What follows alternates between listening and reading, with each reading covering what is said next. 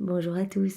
Eh bien, je vous propose de méditer encore un autre passage du livre du ciel de Luisa Picaretta. Moi, j'aime tellement, en fait, ça m'apporte tellement, c'est tellement incroyable ces lectures que je ne peux plus m'arrêter. Alors voilà, et je le fais avec vous parce que c'est chouette. Au nom du Père qui m'a créé, du Fils qui m'a sauvé et du Saint-Esprit qui me sanctifie. Amen. Jésus, je m'immerge à nouveau dans ta divine volonté. Je suis de nouveau là, à genoux devant toi, à te donner mes péchés, mes misères, mes doutes, mes tribulations. Voilà, tout ce qui provient de ma volonté propre, je n'en veux plus, Seigneur. Je crois que tu comprends. Je suis là toute la journée.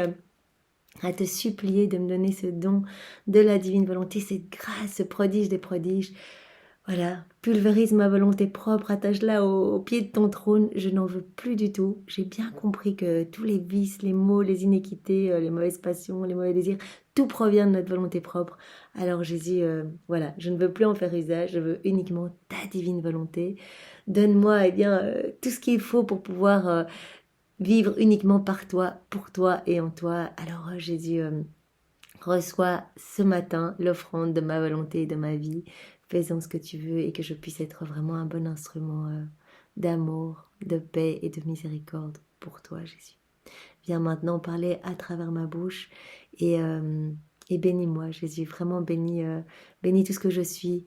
Que tes bénédictions puissent vraiment ouvrir mon intelligence, ouvrir mon cœur pour que chacun de tes mots bien que tu as donné à Louisa puisse vraiment remplir mon âme et que rien ne se perde, que mon cœur soit vraiment disposé et que tout puisse produire du fruit pour ta gloire. C'est vraiment pour toi que je le fais, Jésus. Je veux mieux te connaître.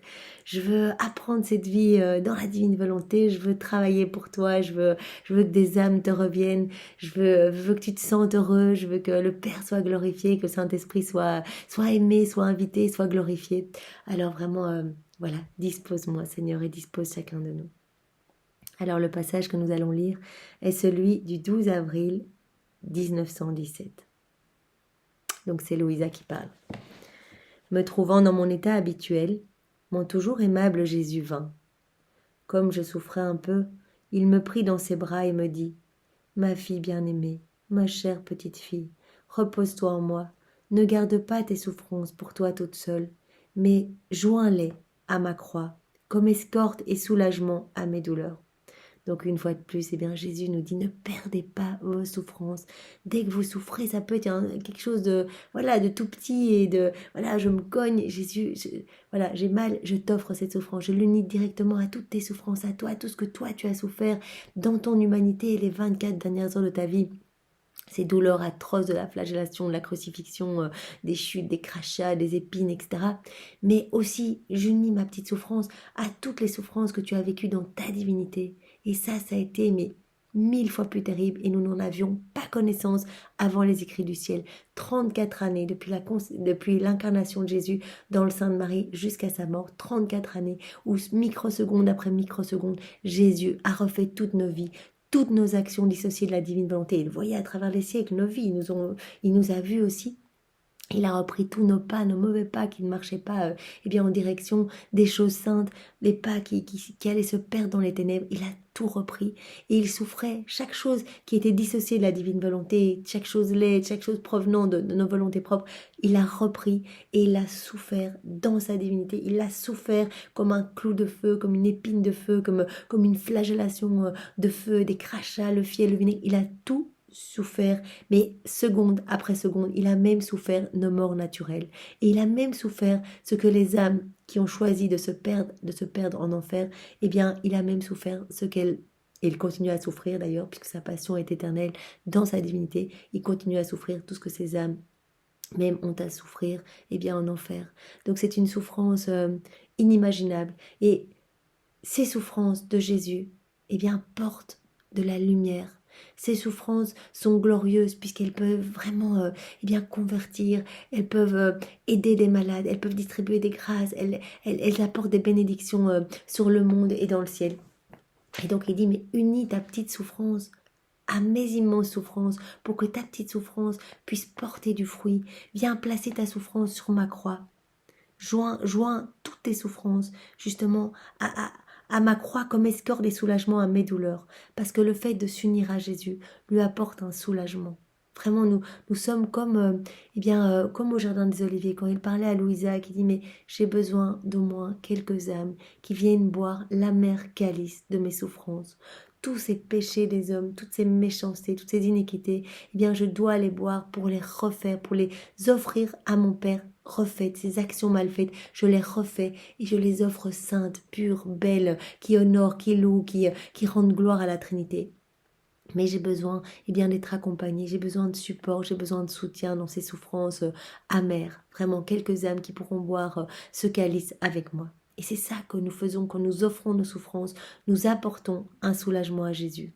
Et lui, bien sûr, nous donne toutes les grâces pour être vraiment les grâces pour porter ces souffrances. Et vraiment, et en plus, il nous montre vraiment que ces souffrances portent du fruit et que beaucoup d'âmes peuvent être sauvées à travers nos souffrances. Nos souffrances brûleront dans un même feu. Je verrai tes souffrances comme si elles étaient miennes. Je leur donnerai les mêmes effets. Ça, c'est incroyable, les mêmes effets pour nos petites souffrances que les souffrances de Jésus. Et la même valeur que les miennes quand j'étais sur la croix. Elles rempliront le même office devant mon Père pour les âmes. Donc nous pouvons aller nous placer quand nous souffrons avec Jésus crucifié sur la croix. Nous pouvons aller nous placer avec Jésus au Jardin des Oliviers, avec Jésus qui se fait flageller. Et à chaque fois, nos souffrances s'unissent à celles de Jésus et ont les mêmes valeurs, les mêmes effets, le même office, devant le Père pour toutes les âmes, pour sauver les âmes, que si Jésus les revivait à nouveau. Mieux encore, viens toi-même sur la croix.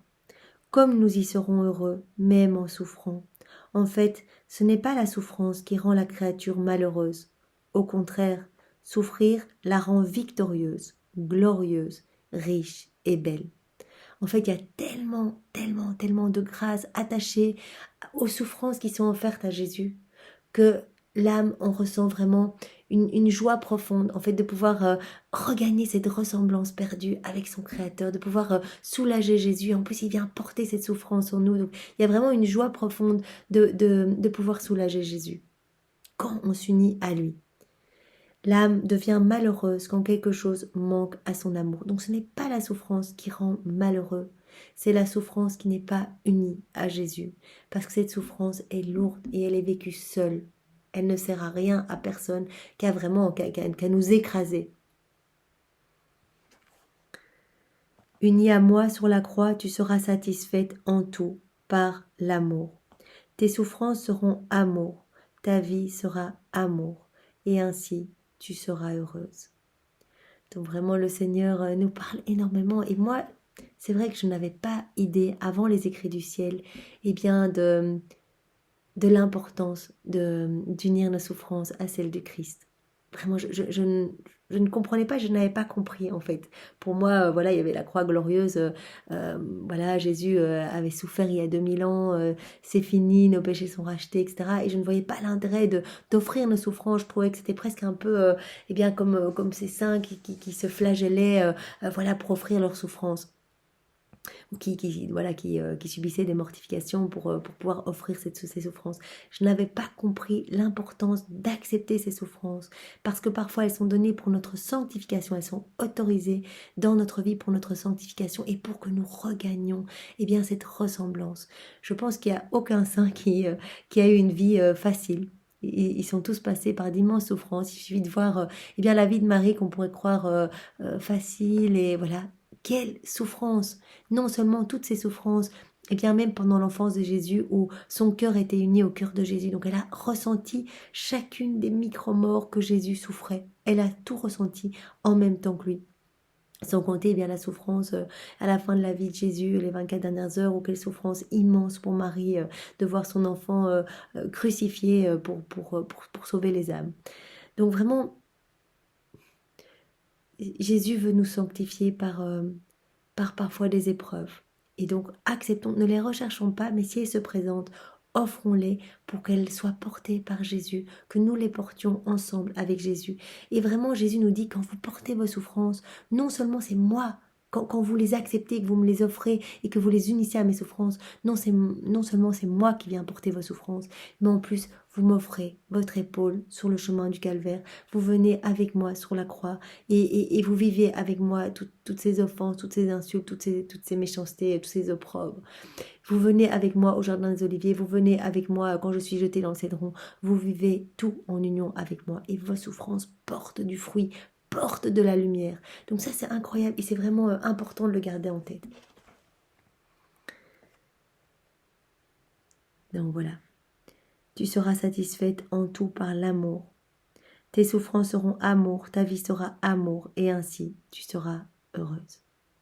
Et bien sur ces paroles, voilà, ces paroles pleines de vie de Jésus, en fait, il nous offre un peu un mode d'emploi pour regagner notre ressemblance, pour regagner cette ressemblance que nous avons perdue, cette ressemblance, en fait, pour se remplir de divin.